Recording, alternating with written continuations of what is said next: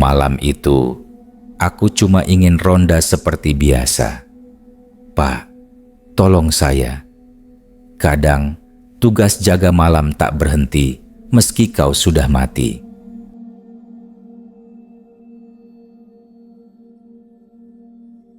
Malam itu, hujan baru saja berhenti mengguyur kampung Jatisari, sebuah perkampungan kecil di pinggiran kota yang dikelilingi sawah dan kebun bambu. Udara terasa lembab, tanah becek mengeluarkan aroma khas yang menusuk hidung.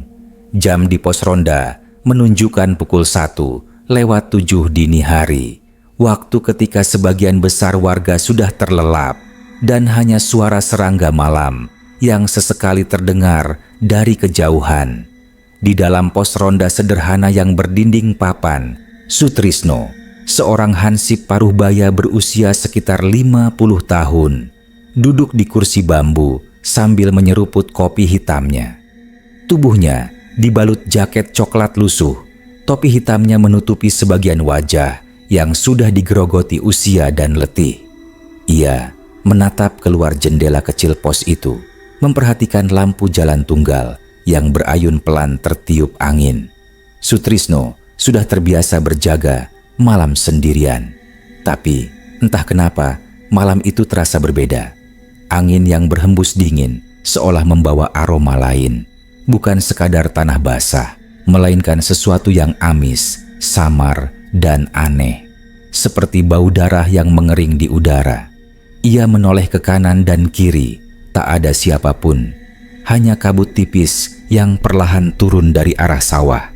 Ia menghela napas, mengangkat cangkirnya lagi, mencoba mengusir kantuk. Lalu terdengar langkah kaki. Perlahan, terseret. Slep, slep. Sutrisno sontak menegakkan tubuh. Ia memicingkan mata, mencoba menembus gelap di luar pos. Tak ada yang tampak, tapi langkah itu makin mendekat. Dari arah kebun bambu, tempat yang jarang dilalui orang sejak dulu, karena katanya di sanalah dulu seorang wanita dan anaknya dibunuh oleh suaminya sendiri. Sutrisno menggenggam tongkat kayu di sampingnya. Siapa itu? Suaranya mantap, tapi sedikit bergetar. Tak ada jawaban, hanya bunyi langkah yang semakin jelas. Hingga akhirnya, dari balik kabut, seseorang muncul. Seorang wanita dengan kebaya putih lusuh, basah kuyup, rambut panjang menutupi separuh wajahnya. Ia berjalan pelan, menunduk, seolah menanggung beban berat. Bajunya menempel di tubuhnya yang kurus kering, kakinya tanpa alas, dan di ujung jarinya meneteskan air seperti habis terendam. Sutrisno menatap heran. "Bu, kenapa malam-malam lewat sini?" Wanita itu berhenti di depan pos ronda, kepalanya tetap menunduk. Dari jarak dekat, Sutrisno bisa mencium bau anyir yang tajam dari tubuhnya. Dengan suara lirih dan serak, wanita itu berkata, "Pak, tolong saya, ada pembunuhan di rumah saya." Nada suaranya datar, tapi mata Sutrisno melihat bibirnya bergetar hebat. "Pembunuhan? Di mana, Bu?" Tanyanya cepat. Wanita itu mengangkat tangannya pelan, menunjuk arah kebun bambu di ujung jalan. "Di sana, rumah saya." Sutrisno menelan ludah. Ia tahu arah yang dimaksud, sebuah rumah tua yang sudah lama dibiarkan kosong karena pemilik lamanya meninggal secara misterius bertahun-tahun lalu. Tapi, kalau memang ada pembunuhan, ia tak bisa diam. Nalurinya sebagai hansip memaksanya bertindak. "Baik, Bu, ayo tunjukkan jalannya," katanya sambil mengambil senter. Wanita itu berbalik tanpa menjawab, berjalan pelan ke arah yang ditunjuk. Sutrisno mengikuti di belakangnya. Namun baru beberapa langkah, bulu kuduknya mulai berdiri. Tanah yang mereka lewati becek dan berlumpur, tapi tak ada jejak kaki wanita itu sama sekali. Ia berhenti sejenak, menyorotkan senter ke tanah. Hanya ada bekas tapak kakinya sendiri. "Bu," panggilnya pelan. Wanita itu terus berjalan, seolah tak mendengar. Senter Sutrisno tiba-tiba berkedip-kedip, lalu redup. Ia menepuk-nepuknya, tapi cahaya hanya muncul sesekali, menyoroti wajah pepohonan bambu yang bergoyang ditiup angin. Dalam remang itu, sesekali ia seperti melihat bayangan kecil berlari di antara batang bambu, disertai suara anak kecil tertawa lirih. Hihihi. Sutrisno berhenti. "Siapa itu?" serunya. Tapi begitu senter menyala lagi, bayangan itu hilang. Wanita itu sudah berjalan jauh di depan, menembus kabut yang semakin tebal. "Bu, tunggu!" teriak Sutrisno. Ia mempercepat langkahnya. Suara langkah wanita itu kini seperti bergema di telinganya, seolah datang dari segala arah. Slep, slep, slep. Udara semakin dingin, hingga napas Sutrisno berubah menjadi kabut tipis di udara. Ia mulai merasa sesak, tapi terus berjalan mengikuti. Setelah beberapa menit menembus kebun bambu, akhirnya ia melihat rumah itu. Rumah kayu tua dengan cat mengelupas, jendela pecah, dan atap miring. Dindingnya lembab, ditumbuhi lumut, dan daun pintunya menggantung tak sempurna. Di depan rumah, tanah tampak hitam dan berlumpur. Dari celah-celah lantai rumah panggung itu, menguar bau anyir yang tajam menusuk hidung, membuat perut Sutrisno hampir mual. Ia menoleh ke kanan. Wanita tadi berdiri di depan rumah, membelakanginya. "Bu, ini rumahnya?" tanyanya dengan suara serak. Wanita itu tidak menjawab, hanya berdiri diam dengan kepala menunduk. Angin berhembus pelan, mengibaskan rambut panjangnya ke samping. Dan saat itulah Sutrisno melihat sesuatu yang membuat darahnya membeku. Punggung wanita itu robek, seperti bekas luka lama yang menganga, dan dari dalamnya menetes cairan hitam pekat seperti darah busuk. Wanita itu berbisik pelan tanpa menoleh. Suaranya serak dan datar. "Masuk, Pak." Sebelum dia datang lagi, angin tiba-tiba berhenti. Malam menjadi sunyi total. Tak ada jangkrik, tak ada kodok. Bahkan suara detak jantung Sutrisno pun terasa terlalu keras. Ia menatap rumah itu sekali lagi. Senter di tangannya meredup lagi. Kali ini benar-benar padam. Di tengah kegelapan dan kabut yang kian pekat, Sutrisno sadar satu hal. Ia sudah terlalu jauh untuk mundur. Dan di antara kesunyian itu, samar-samar terdengar suara dari dalam rumah tua itu, seperti suara anak kecil menangis pelan. "Ibu, ibu," dingin. Sutrisno menelan ludah. Lalu, dengan langkah berat dan tangan gemetar, ia mendorong pintu rumah itu yang berderit keras. Pintu terbuka perlahan dan bau busuk langsung menyeruak. Di dalam hanya kegelapan, dan wanita itu sudah tidak ada di tempatnya lagi. Pintu kayu itu berderit keras saat Sutrisno mendorongnya. Bau busuk yang lebih pekat menyeruak keluar, bercampur dengan hawa dingin yang membuat kulit merinding. Senter di tangannya padam total, tapi dari celah atap yang berlubang, cahaya bulan samar-samar menembus ke dalam ruangan, menampakkan dinding kayu yang lembab dan berlumut. Lantai rumah itu penuh debu tebal dan serpihan kaca. Setiap langkah Sutrisno menimbulkan bunyi krek-krek dari papan lantai yang nyaris lapuk. Ia menelan ludah. Rumah itu sepi, tapi seolah menyimpan sesuatu yang mengintai dari setiap sudut. "Bu," panggilnya pelan. Tak ada jawaban, hanya suara tik-tik air menetes dari langit-langit. Ia melangkah lebih dalam. Di ruang tamu, ia melihat kursi reyot dan meja tua penuh noda hitam seperti bekas terbakar. Di atas meja ada foto keluarga, seorang pria, seorang wanita, dan anak kecil perempuan. Tapi gambar wajah mereka sudah pudar, nyaris tak terlihat. Sutrisno menghela napas panjang.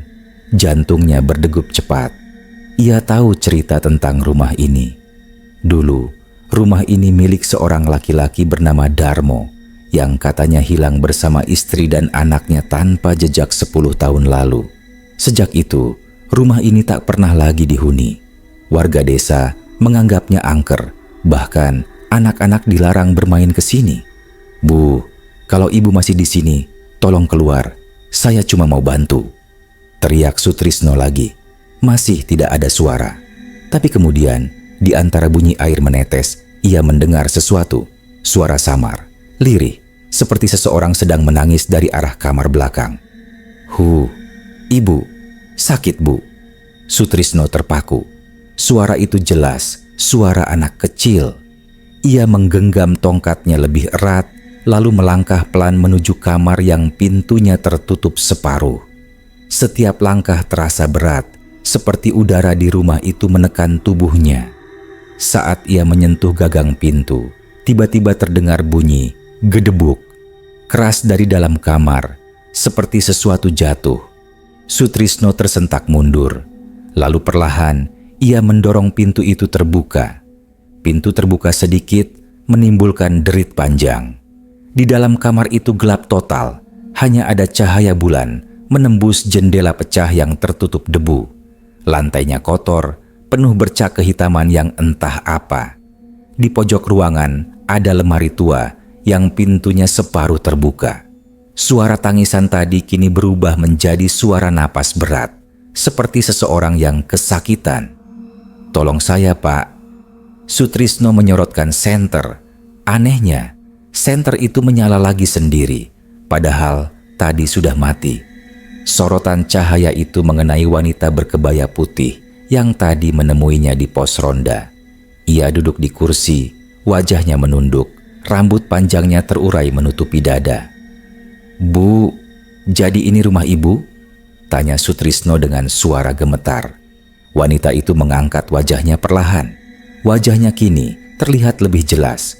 Kulitnya pucat kebiruan, matanya sayu namun kosong, dan di bawah matanya tampak urat-urat hitam menjalar seperti akar membusuk. Tapi meski tampak mengerikan, ekspresinya penuh kesedihan. "Iya Pak, ini rumah saya dulu. Saya tinggal di sini bersama anak saya, tapi kami sudah lama mati." Sutrisno tertegun. "Apa maksud ibu?" Wanita itu menatap kosong ke arah lantai. "Lebih, suami saya membunuh kami. Ia sering mabuk, kehilangan akal. Malam itu, ia memukul saya hingga tak bernyawa, lalu membekap anak kami yang menangis ketakutan. Kami dikubur di bawah lantai kamar belakang ini, Pak. Tak ada yang tahu. Tak ada yang pernah mencarikan kami." Sutrisno merasa darahnya berhenti mengalir. Keringat dingin mengucur di pelipisnya. "Lalu, kenapa ibu datang ke pos ronda tadi?" Wanita itu tersenyum kecil, tapi senyum itu aneh, seperti senyum orang yang tak punya kehidupan lagi. "Lebih besar, karena saya ingin seseorang tahu kebenarannya, agar jasad kami bisa disempurnakan, agar kami bisa tenang." Sutrisno menatap sekeliling. Rumah itu terasa makin dingin. Napasnya sampai terlihat keluar. Tiba-tiba ia mendengar suara lain. Suara langkah kecil dari bawah lantai. Suara itu pelan tapi jelas, seperti anak kecil yang berjalan tanpa alas kaki. "Bu, itu suara apa?" tanya Sutrisno dengan wajah tegang. Wanita itu menatapnya lama, kemudian berkata lirih, "Anak saya, dia masih di bawah, Pak. Dia belum pernah bisa pergi." Seketika lantai kamar bergetar pelan, disusul suara tangisan anak kecil yang menggema dari bawah papan lantai. "Ibu, dingin Bu, aku takut." Sutrisno mundur satu langkah, menatap lantai itu dengan ngeri. Wanita itu perlahan berdiri. Gerakannya kaku, seperti boneka rusak. Dari kulit lehernya menetes darah hitam yang mulai merembes ke kebayanya. Ia menatap Sutrisno dengan mata kosong, lalu berkata, "Bapak harus menggali di sini. Di bawah lantai ini jasad kami dikubur. Tolong, sempurnakan kami, Pak." Sutrisno menggeleng keras. Saya nggak bisa sendiri. Saya akan panggil warga besok pagi." Wanita itu mendekat perlahan, langkahnya tanpa suara. Kalau Bapak tidak menepati janji, saya akan menjemput Bapak." Udara mendadak membeku. Senter Sutrisno berkedip-kedip, lalu padam. Dalam kegelapan total itu, terdengar suara napas di telinganya, sangat dekat. Ingat, kamar belakang, tanah merah, darah belum kering. Sutrisno berteriak panik, melangkah mundur dan hampir tersandung. Ia berlari keluar rumah sekuat tenaga, menabrak pintu hingga terlepas dari engselnya. Angin malam menyambutnya dengan keras, membawa kabut yang tiba-tiba menebal menutupi jalan pulang. Ia terus berlari, napas tersengal hingga tiba di pos ronda. Tubuhnya gemetar, wajahnya pucat seperti kertas. Ia menatap sekeliling, sepi. Tapi di atas meja pos ronda ada sesuatu yang basah. Sebuah jejak tangan kecil menempel di permukaan kayu, meninggalkan bekas lumpur dan darah. Sutrisno mundur, napasnya berat. Ia memandang jejak itu, dan di luar pos ronda, di tengah jalan basah, ia melihat sosok wanita itu berdiri lagi di kejauhan. Kali ini, ia tidak menunduk lagi. Matanya menatap lurus ke arah Sutrisno, gelap, kosong, dan tidak berkedip. "Jangan lupa janjinya, Pak." Lalu, sosok itu menghilang dalam kabut. Sutrisno terduduk, tubuhnya lemas. Malam terasa panjang, dan di kejauhan, suara anak kecil tertawa lirih kembali terdengar. Hihihihi. Dan saat ia menatap ke cangkir kopinya di meja, cairannya berubah keruh kemerahan, seperti darah segar. Pagi belum juga menampakkan cahaya, tapi Sutrisno belum bisa tidur sejak peristiwa malam itu. Ia duduk di pos ronda, tubuhnya masih gemetar, matanya merah karena tak bisa memejam sedikit pun. Cangkir kopi di depannya sudah dingin dan basi. Setiap kali ia mencoba memejamkan mata, bayangan wanita berkebaya putih itu muncul dengan wajah pucat dan mata kosong yang terus menatapnya. Suara tangisan anak kecil pun bergema di telinganya, membuat bulu kuduknya terus berdiri. Ia memutuskan untuk menunggu pagi. Tapi bahkan setelah matahari muncul dari balik pepohonan bambu, perasaan itu tak juga hilang. Perasaan seolah ada sesuatu yang mengikutinya. Sekitar pukul 8 pagi, Pak Lurah Jatisari, Saman, datang bersama beberapa warga. "Sutrisno, kamu kenapa? Kok semalaman enggak balik?" tanya Saman heran. Sutrisno menatapnya dengan wajah lelah. "Pak, saya nemu seseorang tadi malam, seorang wanita.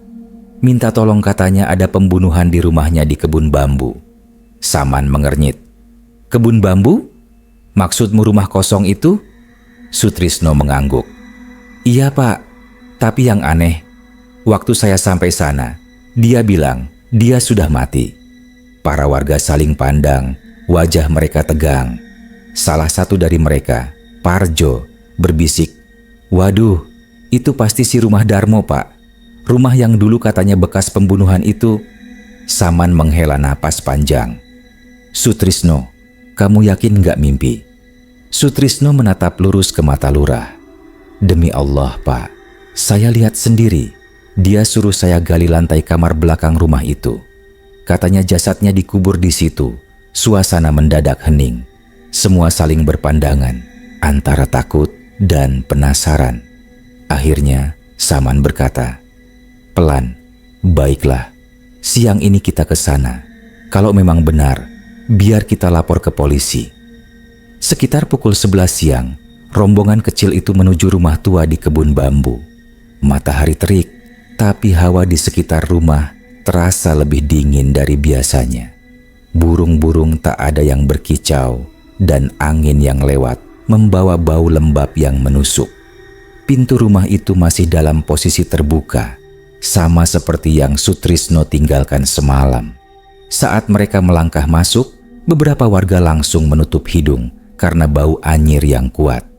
"Ya Allah, kayak bau bangkai," kata Parjo sambil menutup hidung dengan kain. Sutrisno menunjukkan arah kamar belakang. "Di sini, Pak," dia bilang Dikubur di bawah lantai ini, Pak Lurah memberi isyarat pada dua warga muda untuk mulai menggali. Mereka mencungkil papan lantai dengan linggis, dan tak lama kemudian tercium bau busuk yang lebih tajam. Baru dua papan terbuka, lalat hitam langsung berkerumun keluar. Salah satu warga hampir muntah. "Pak, ini bau mayat, sumpah," katanya dengan wajah pucat.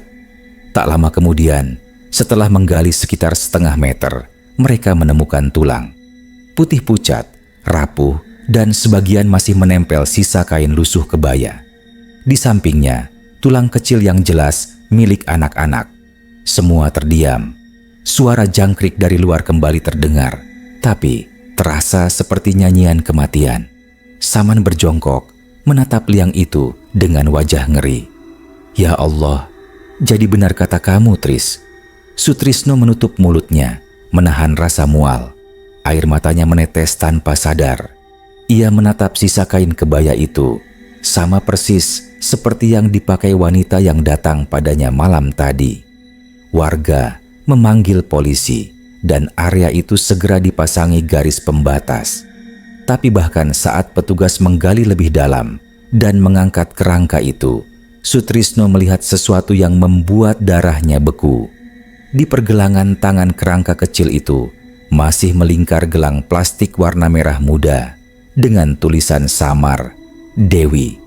Nama yang sama yang disebut wanita itu dalam tangisnya. Sore menjelang malam, penggalian selesai. Jasad ibu dan anak itu dibawa ke puskesmas untuk diperiksa, sementara warga membantu membersihkan area rumah. Tapi Sutrisno tidak ikut pulang. Ia duduk di teras rumah itu sendirian, memandangi lantai kamar belakang yang kini terbuka. Ia merasa bersalah. Entah kenapa, hatinya berat meninggalkan tempat itu begitu saja. Seolah ada sesuatu yang masih ingin disampaikan oleh arwah wanita itu. Angin sore berhembus, membawa suara daun bambu berdesir pelan. Dan di sela angin itu, ia mendengar suara lembut yang sangat dikenalnya. "Terima kasih, Pak." Sutrisno terdiam. Ia menoleh, dan di depan kamar belakang, sosok wanita itu berdiri. Wajahnya kini tidak lagi mengerikan. Kulitnya lebih bersih, kebayanya tidak basah lagi. Tapi matanya tetap kosong, dan di pelipisnya masih tampak bekas luka besar menghitam. "Sekarang jasad kami sudah ditemukan, tapi masih ada yang belum selesai." Sutrisno menatapnya dengan tegang. "Apa maksud ibu?" Wanita itu perlahan menatap ke arah jendela rumah yang pecah, lalu ke sudut gelap ruangan. "Lebih dari roh suami saya masih di sini. Ia tak ingin kami tenang. Ia masih berkeliaran, masih menyimpan amarahnya." Angin berhenti. Daun bambu tak lagi bergerak. Suasana berubah hening, tapi berat, seperti rumah itu kembali hidup. Tiba-tiba, suara langkah berat terdengar dari lantai atas rumah. Tok, tok, tok. Pelan tapi berirama, seolah seseorang sedang berjalan mondar-mandir. Sutrisno mendongak, jantungnya berdegup kencang. "Siapa itu?" serunya. Wanita itu memejamkan mata. Dia datang. Tiba-tiba pintu kamar depan bergetar keras, seperti ada yang menghantam dari dalam. Deg, deg, deg. Sutrisno mundur ketakutan, memegang tongkatnya erat-erat. Wanita itu berbisik lirih. Dia tak mau pergi. Ia masih menunggu korban baru. Pintu berderit terbuka sedikit, dan dari celahnya muncul bayangan hitam besar, berwujud samar dengan mata merah menyala. Suara berat bergema di ruangan itu, dalam dan penuh kebencian. "Kau membawa mereka keluar dari rumahku." Sutrisno tertegun. Suara itu bukan suara manusia. Rasanya seperti ribuan desis ular bersatu jadi satu. Sebelum ia sempat bergerak, sosok wanita itu menatapnya terakhir kali dan berkata, "Lari, Pak," sebelum dia mengambil Bapak juga. Lalu tubuhnya menguap menjadi kabut putih dan lenyap di depan mata. Bayangan hitam itu meloncat ke arah Sutrisno, dan udara di sekitarnya tiba-tiba membeku. Napasnya terhenti, pandangannya gelap. Suara tawa anak kecil terdengar samar di kejauhan. Hihihi, Bapak gantian ya sekarang? Dan malam itu, warga yang lewat dekat kebun bambu mengaku mendengar suara teriakan panjang dari arah rumah tua itu sebelum semuanya kembali sunyi. Sore berganti malam di kampung Jatisari. Angin mulai berhembus kencang, membuat dedaunan bambu di sekitar rumah tua itu beradu, menimbulkan suara kresek-kresek yang menakutkan. Sejak siang tadi, setelah penemuan jasad wanita dan anak kecil itu, rumah tersebut dipasangi garis polisi. Tapi, warga kampung diam-diam menghindari area itu.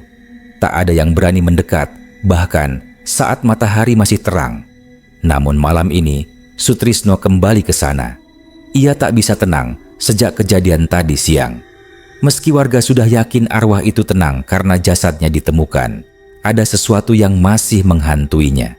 Bayangan wanita berkebaya putih itu, suaranya yang lembut namun penuh luka, dan kalimat terakhirnya, "Roh suami saya masih di sini."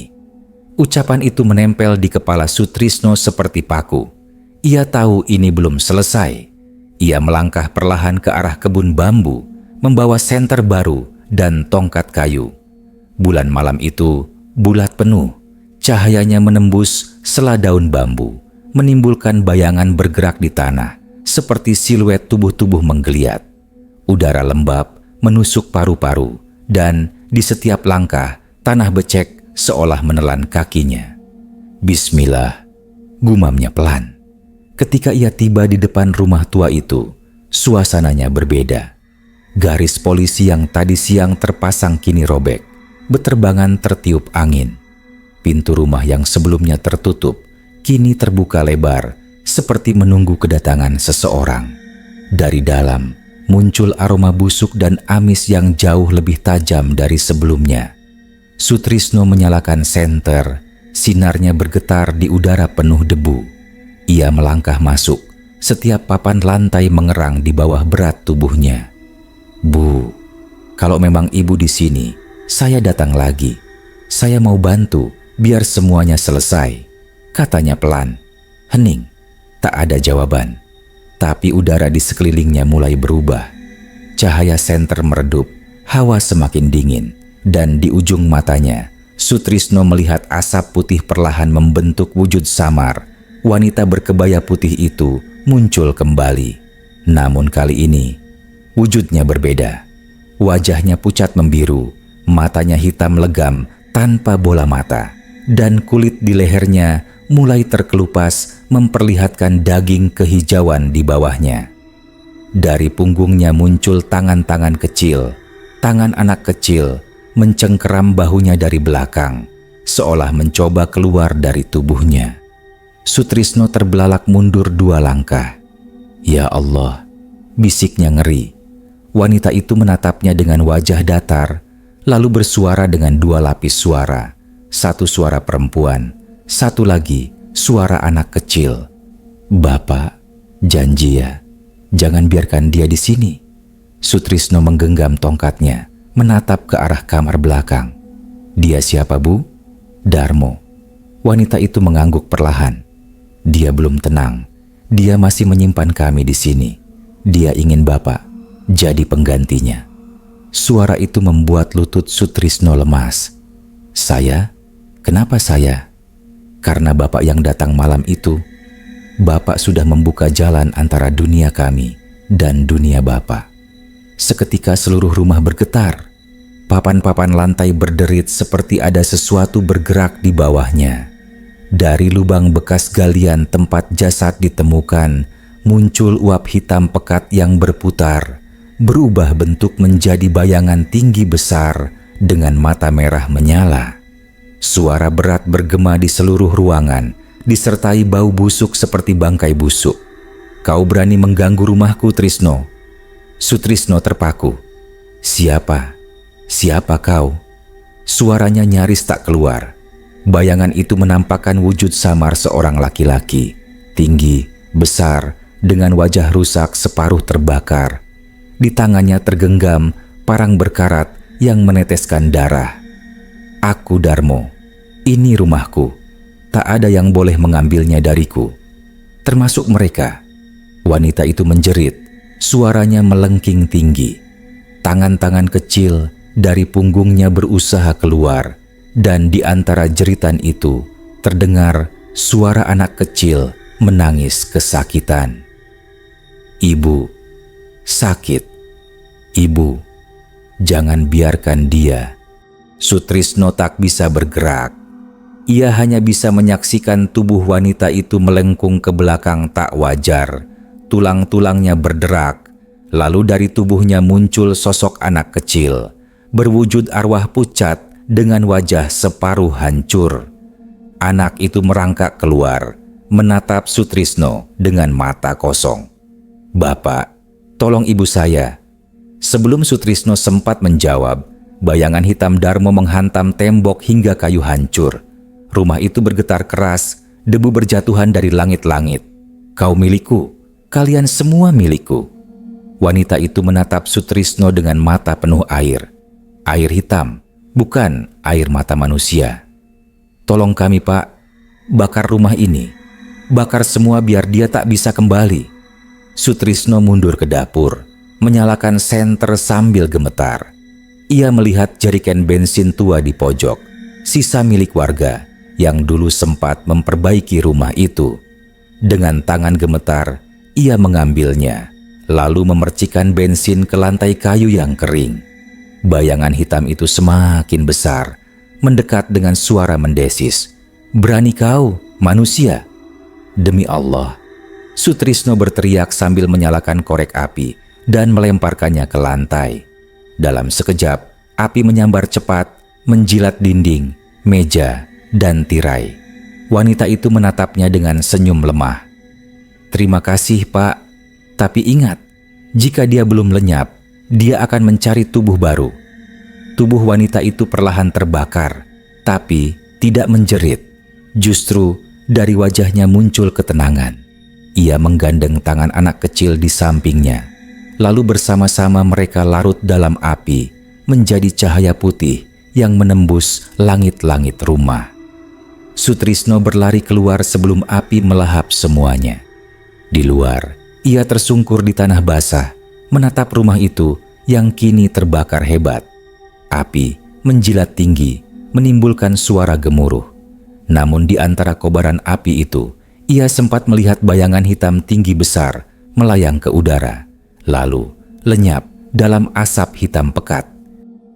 Warga berdatangan dari jauh, berteriak melihat rumah itu terbakar. Tapi ketika mereka sampai, Sutrisno sudah pingsan di tanah. Di pagi hari, setelah api padam, yang tersisa dari rumah tua itu hanya arang hitam dan tiang-tiang hangus. Polisi datang memeriksa lokasi, tapi tidak menemukan apapun selain abu dan sisa tulang yang sudah retak. Namun anehnya, di antara abu yang menumpuk ada bekas jejak kaki anak kecil yang mengarah keluar rumah, menuju kebun bambu, dan berhenti di tepi jalan. Malam harinya, Sutrisno terbangun di rumahnya. Ia masih lemas, tapi merasa lega karena api telah memusnahkan rumah itu.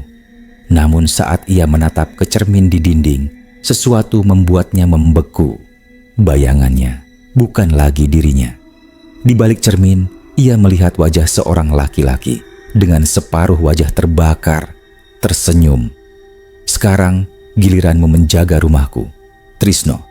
Pagi hari setelah kebakaran besar itu, kampung Jatisari masih diselimuti bau gosong. Abu hitam menempel di jalan tanah, dan kepulan asap tipis masih naik dari bekas rumah tua di kebun bambu. Warga berdatangan, sebagian hanya berani berdiri di kejauhan, menatap sisa arang yang dulu disebut-sebut rumah angker itu. "Katanya terbakar sendiri semalam," bisik salah satu warga.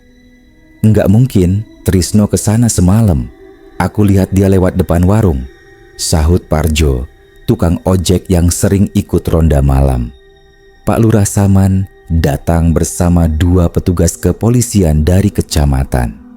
Mereka memasang garis kuning di sekitar puing, sementara Sutrisno yang sempat pingsan di tanah kini duduk bersandar di bawah pohon kelapa, wajahnya pucat dan kosong. Tangannya masih bergetar dan tatapan matanya seperti orang yang kehilangan arah. "Trisno," panggil Pak Lurah pelan. "Kau tahu gimana bisa kebakaran terjadi?" Sutrisno menatap lurahnya lama. Suaranya parau ketika akhirnya bicara. "Saya yang bakar, Pak." Warga langsung gempar. Beberapa menutup mulut, sebagian berbisik takut. "Bakar? Kau sadar, Trisno?" Suara Pak Lurah meninggi. "Kenapa kau lakukan itu?"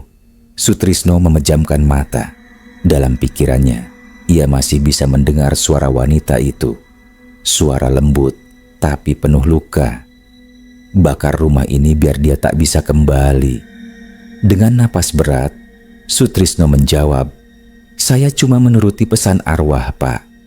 Kalau rumah itu tidak dibakar, yang jahat akan tetap tinggal di sana." Pak Lurah memandang petugas polisi yang berdiri di sampingnya. Mereka saling bertukar pandang, antara tidak percaya dan takut. Namun, ketika petugas mulai menggali bekas pondasi rumah itu untuk memastikan tidak ada korban tambahan, sesuatu membuat mereka terdiam. Di antara abu dan kayu arang yang masih hangat, sekop salah satu petugas menabrak sesuatu keras. Mereka segera menggali perlahan, dan tak lama muncullah tulang manusia yang sudah hangus sebagian. "Ya Tuhan," bisik Parjo dari kejauhan. "Loh, itu tulang lagi ya?" Polisi menatap ngeri. "Ini berbeda dari 2 jasad yang ditemukan kemarin," katanya pelan. "Yang ini lebih besar, laki-laki." Sutrisno menelan ludah. Lututnya lemas. "Darmo." Kata itu keluar begitu saja dari mulutnya. Semua menatap Sutrisno. "Darmo siapa?" tanya Pak Lurah. "Suaminya yang bunuh mereka. Arwahnya yang masih gentayangan," jawab Sutrisno lirih. Petugas segera mengambil kantong jenazah dan mengumpulkan sisa tulang itu dengan hati-hati. Tapi saat mereka mengangkat potongan terakhir dari tanah hangus, sesuatu yang ganjil terjadi. Asap hitam tipis keluar dari bawah abu, berputar perlahan seperti kabut hidup. Seorang petugas spontan terbatuk, lalu jatuh terduduk. "Udara panas, seperti ada yang nyekek," keluhnya sambil memegangi leher. Semua orang mundur ketakutan. Sutrisno menatap asap itu, dan dalam sekilas ia melihat 2 mata merah menatapnya dari balik kepulan asap. Sekejap kemudian, asap itu lenyap. Sutrisno menunduk gemetar. Dalam hatinya ia tahu arwah Darmo belum lenyap. Api tidak membunuh roh seperti itu, hanya membangunkannya. Malamnya, kampung Jatisari seperti kehilangan nyawanya. Tak ada yang berani keluar rumah. Angin malam membawa bau anyir dari arah kebun bambu. Lampu jalan berkedip-kedip dan suara anjing menggonggong tak henti sejak maghrib. Di pos ronda, Sutrisno duduk sendirian. Kopi hitam di depannya sudah dingin, tapi ia tak berani menyentuh. Ia terus menatap jalan menuju kebun bambu yang gelap gulita. "Kenapa aku masih di sini?" bisiknya pada diri sendiri. Ia mencoba memejamkan mata sebentar, tapi dalam hitungan detik, suara langkah pelan terdengar mendekat dari arah kebun. Langkah-langkah basah, seperti seseorang berjalan di lumpur. "Pak," suara perempuan lirih memanggil dari kejauhan. "Pak, tolong saya." Sutrisno membuka mata lebar-lebar. Tubuhnya kaku. Ia tahu suara itu. Itu suara wanita berkebaya putih yang ia bakar semalam. Namun kali ini berbeda. Suara itu disusul oleh suara tangis anak kecil. Tangisan lirih, terputus-putus, makin lama makin dekat. "Pak, dia belum pergi, Pak." Lampu di pos ronda berkedip 3 kali, lalu padam. Gelap total. Sutrisno menyalakan senter, tapi cahayanya bergetar hebat. Di tengah lingkaran cahaya itu, ia melihat sesuatu bergerak di jalan tanah. Sesosok wanita berdiri, rambut panjang basah menutupi wajahnya. Kebayanya hangus terbakar di beberapa bagian. Kulit tangannya mengelupas. Wanita itu melangkah pelan ke arah pos ronda, dan di belakangnya berdiri bayangan besar, tinggi, gelap, dengan dua mata merah menyala. Dia belum lenyap, Pak. Suara wanita itu lirih. Dia menempel pada Bapak. Sutrisno memundurkan kursinya. Napasnya tersengal. Apa maksudmu? Teriaknya. Dia ada di dalam cermin. Belum sempat Sutrisno bereaksi, kaca kecil di dinding pos ronda retak sendiri. Dari retakan itu, keluar asap hitam pekat yang membentuk wajah laki-laki separuh terbakar. Darmo. Ia tersenyum sinis. Kau membakarku, Trisno. Sekarang kau penjaganya. Angin dingin menyapu pos ronda. Semua benda di atas meja beterbangan, gelas kopi pecah, dan senter jatuh padam. Dalam kegelapan total, terdengar suara langkah kaki mendekat dan napas berat di belakangnya. Sutrisno menoleh. Tak ada siapa-siapa. Lalu dari kaca yang remuk, tangan hitam berasap keluar, mencengkeram bahunya keras. Ia menjerit, tapi suaranya tertelan angin. Tangan itu menariknya ke arah kaca, dan sebelum sempat melepaskan diri, Sutrisno menghilang ke dalam bayangan. Hening. Beberapa menit kemudian, lampu pos ronda menyala lagi. Meja dan kursi masih berantakan, tapi Sutrisno sudah tak ada. Hanya ada bekas lumpur basah di lantai dan aroma anyir yang menusuk hidung, sama seperti di rumah tua yang terbakar itu. Pagi berikutnya, warga heran karena pos ronda kosong. Parjo yang biasa menggantikan ronda pagi datang membawa kopi, tapi tak menemukan siapapun. Trisno nggak pulang semalam ya? Tanyanya pada istrinya lewat ponsel. Katanya iya, habis maghrib udah di rumah, jawab sang istri. Parjo menatap kursi kosong dan gelas kopi pecah di lantai. Ia menunduk pelan, lalu menatap ke kaca dinding yang retak di pojok pos ronda. Sekilas, ia melihat bayangan Sutrisno sedang duduk di sana. Pucat, matanya kosong, dan di belakangnya berdiri sosok tinggi berasap hitam. Parjo terlonjak, menjatuhkan kopinya. Tapi, ketika ia menatap lagi, bayangan itu sudah hilang. Hanya suara lirih terdengar dari arah kebun bambu. Suara wanita. Pak, ronda terakhir belum selesai. Sejak hilangnya Sutrisno malam itu, kampung Jatisari tak lagi sama. Pos ronda yang dulu jadi tempat nongkrong warga kini sepi. Tak ada lagi tawa atau suara gitar. Warga hanya berani melintas di depan pos itu pada siang hari. Itu pun dengan langkah cepat. Seminggu sudah berlalu sejak kebakaran rumah tua di kebun bambu. Polisi sudah menutup penyelidikan karena menganggap kasus itu selesai. Dianggap kecelakaan akibat korsleting dari alat penerangan warga. Tapi orang-orang kampung tahu, bukan itu yang terjadi. Malam-malam di Jatisari kini terasa lebih panjang. Angin sering membawa bau anyir samar, dan anjing-anjing menggonggong ke arah kebun bambu tanpa sebab. Bahkan Pak Lurah Saman yang awalnya skeptis mulai resah. Ia beberapa kali mendengar laporan warga yang mengaku melihat Sutrisno duduk di pos ronda, diam, menatap jalan kampung yang sepi. Tapi anehnya, setiap orang yang mencoba mendekat, tubuh Sutrisno seolah memudar, lenyap di udara. Ah, itu cuma bayangan, katanya mencoba menenangkan warga. Tapi, setiap kali melintasi pos ronda sendirian, bulu kuduknya ikut berdiri. Malam itu, sekitar pukul 1 dini hari, Parjo, satu-satunya warga yang masih berani ronda, memutuskan menegaskan sendiri kebenarannya. Ia membawa termos kopi dan senter, berniat berjaga sampai subuh. Saya mau buktiin kalau Trisno belum mati, paling dia ngumpet entah di mana, gumamnya pelan sambil duduk di kursi bambu pos ronda. Awalnya malam tenang, hanya suara jangkrik dan desiran daun. Tapi sekitar pukul 2 lewat, Suhu udara tiba-tiba turun drastis. Nafas Parjo terlihat membentuk uap dan lampu gantung di atasnya berkedip pelan.